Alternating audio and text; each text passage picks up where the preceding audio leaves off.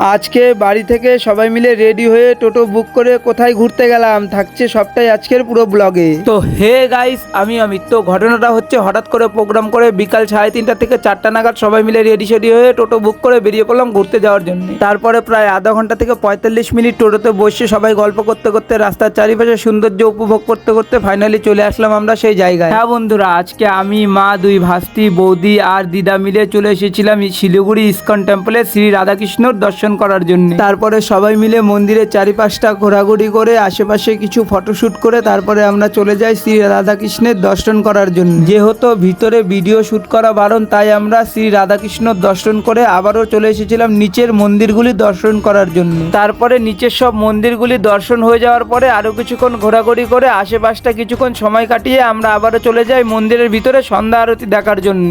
আসলে ভিতরে video shoot করা বারণ দেখে তোমাদের আজকে আমি আর সন্ধ্যা আরতির ভিডিওটা দেখাতে পারলাম না। যারা যারা ইস্কন টেম্পলে এসেছিলে তারা তো জানোই, আর যারা আসেনি অবশ্যই এসে ঘুরে যাবে আর সন্ধ্যা আরতিটাকে অবশ্যই মন ভরে উপভোগ করে যাবে। তো চলো আজকে আসি, দেখা হচ্ছে তোমাদের সাথে অন্য কোনো ব্লগে। ততক্ষণের জন্য সবাই ভালো থেকো, সুস্থ থেকো।